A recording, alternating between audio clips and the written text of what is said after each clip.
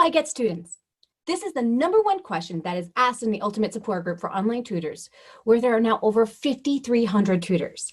But today, I'm going to share why this is actually the wrong question to be asking and what a better one is.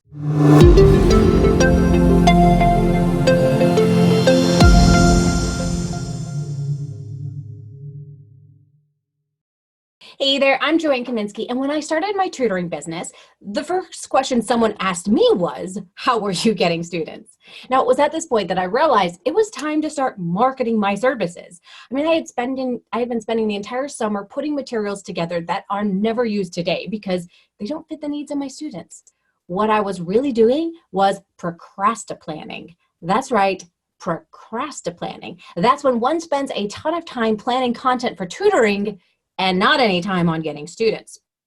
Now, in the beginning, we need to focus on income-producing activities, and planning out activities and putting resources together is not a good use of my time. So many tutors start thinking, how do I get students? Especially if they are doing online tutoring, because it seems like the old ways of creating flyers, business cards, and yard signs only work for people that are looking for in-person students.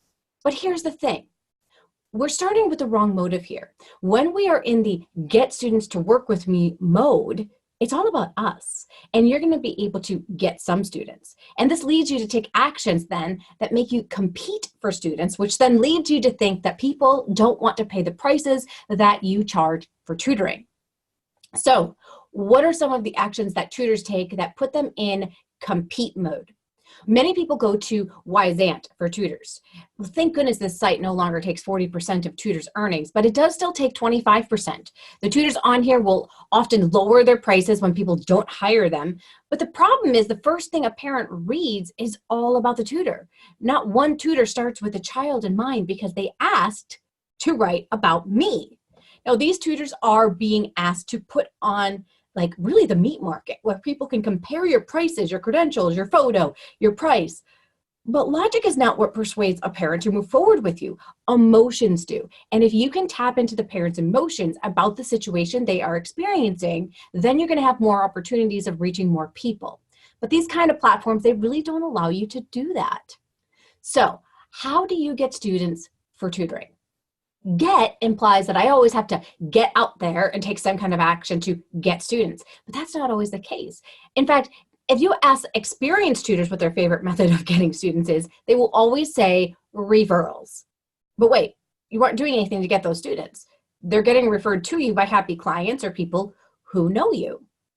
Well, this leads me to believe that since tutors like getting referred, the question isn't how do I get students, but how do I attract students? It's a slight change in philosophy. Now, in the beginning, I may still use all those other methods I would use to get students for in-person tutoring because I'm just getting started.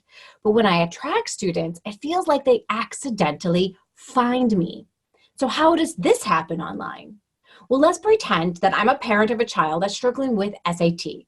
Then I might type something in the URL bar like SAT online tutor. In fact, there are 720 people typing in that exact search. So I might look at the content that exists, look at the videos that are out there, and then decide to contact someone that seems interesting. Now, it may seem accidental to the parent who found you, but everything you did to get on that page for that keyword was not a mistake. You did the research to find out which words would be the best fit for your ideal student and created content or a web presence online based on that keyword. Then you created content so that you increased your odds of showing up on Google's Grand Prize first page for that keyword. It took time and effort. But now students are finding you accidentally and contacting you to work with them. It's an incredible experience. The best part is, since this content is online, you always have potential to get found for an infinite amount of time. This means that when you are book solid, you don't have to spend as much time creating content because you have the potential to get found from the content that you already produced. Now, Suzanne Davis, she did this with her website and began blogging. And today she is getting found and being referred to as an expert. She looked at me last fall and said, I don't know when I started being referred to as an expert online. But guess what? It's happening. And she's getting new requests now for tutoring weekly without having to go out there and get students. And her students, they don't blink an eye when she tells them what she charges. They want to pay it because they want to work with her. Now, I know that some of you are thinking, well, this sounds amazing, but I'm not an expert. Well, for many of us, that is because of the school system and the tutoring companies. I mean, if you were a teacher, then you got credentialed for K-6 or K-8. And if you worked for a company, it seemed like the more areas that you claimed that you could teach, the more potential there was for them to assign students to you. But being an expert is different. People come to you because you can get amazing results in that one area. Not an expert yet? Well, all it takes is the ability to read and apply that information. Now, Earl Nightingale said many years ago that 1 hour per day of study in your chosen field is all it takes. 1 hour per day of study that will put you at the top of your field within 3 years. Within 5, you'll be a national authority. In 7 years, you can be one of the best people in the world at what you do. That's 1,820 hours of reading, and it's going to take you a long way into becoming an expert, especially since other tutors, they're not disciplined to do this. And this is exactly what I did when I wanted to learn about how to teach kids reading. I read Sally Shaywitz's book, Overcoming Dyslexia, Bringing Words to Life by Becca McEwen, Vocabulary Instruction Strategies by Marzano. I even read the National Reading Report from 2000 from front to back that explained all the research about reading instruction that helped form the 5 basic areas of reading instruction that need to be present in order to teach kids how to read effectively. And while that one took a little bit longer to read because it was all research, data, and analytics, I feel it was really pivotal to helping me with my overall understanding. Now, obviously, this is just a tip of the iceberg of what I read. It gives you an example of how you can become an expert in your field. Now, Brian Tracy says, read all you can about your field. Subscribe to the professional development associations. Build your own library of important books in your field. Never be cheap about your education. Now, I am currently a member of the International Literacy Association that holds a huge conference each year that presents the most up-to-date successes and research in the field. They have over 200 breakout sessions where you can choose what you want to learn about. In fact, I'm taking a small group of tutors on a special retreat where we are going to be diving deeper into our learning in New Orleans in October. We have our own space to share our most powerful successes with students, learn how other tutors organize their materials, and reflect on the new materials we learn from the breakout sessions that we're going to attend. Now, at the time of this recording, there are only 2 spots left. So if you're interested in joining us, just message me in the comments that you're interested and I will connect with you. Now, I have also had people taking my reading interventionist course, and many people have mentioned that it has helped them significantly, not only with how to teach reading without a specific curriculum and knowing how to close the gap a full year with 8 to 12 hours of instruction for their students, but also with how to teach reading online specifically. Now that you know how to become an expert by reading, joining professional organizations, attending conferences, and taking courses that can get you results, let's take a look at how you can be seen as an expert online.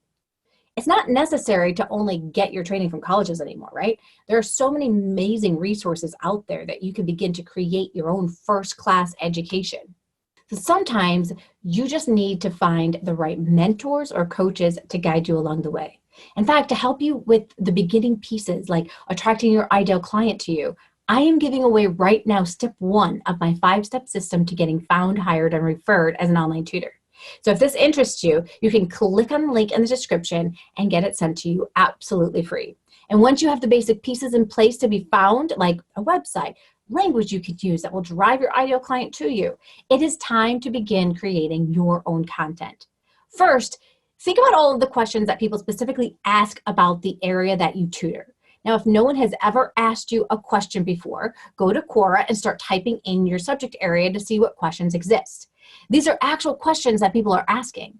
You can then begin to create content around those questions and drive more traffic to your content. So what kind of content can you create? Well, there's 4 basic types of content. One is visual, like images and infographics. Next are podcasts. There's blogs and, of course, videos. And some people, they like to use a combination. And by choosing to use one and getting good, it will be pivotal. Some people like to explore different content creation strategies and figure out which one's going to be their favorite. After you've created your content, it's time to start going to where people are asking these questions to share your answers with them.